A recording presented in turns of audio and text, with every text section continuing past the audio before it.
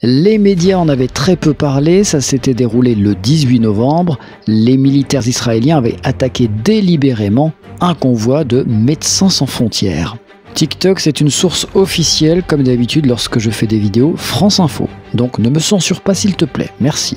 Claire Magone, directrice générale de Médecins sans frontières, assure que le convoi de civils et d'humanitaires était clairement identifié.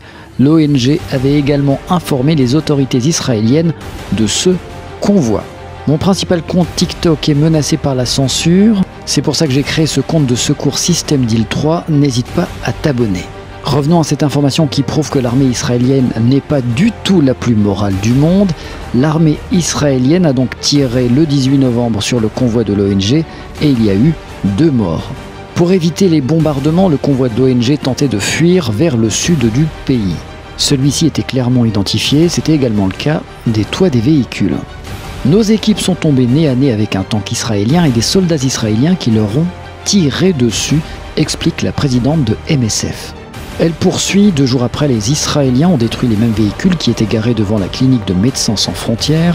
L'armée israélienne a détruit les véhicules avec un bulldozer et a mis le feu aux voitures, provoquant l'incendie de la clinique dans laquelle les équipes s'étaient mises à l'abri.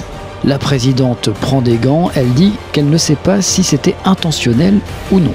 D'ailleurs, les preuves ont été détruites. Elle déclare « Aujourd'hui, il est impossible de déployer des secours dans des conditions pareilles. » L'ONG demande une explication aux autorités israéliennes ainsi qu'une enquête indépendante. Vous savez pertinemment ce qui va se passer, rien du tout, car Israël est intouchable.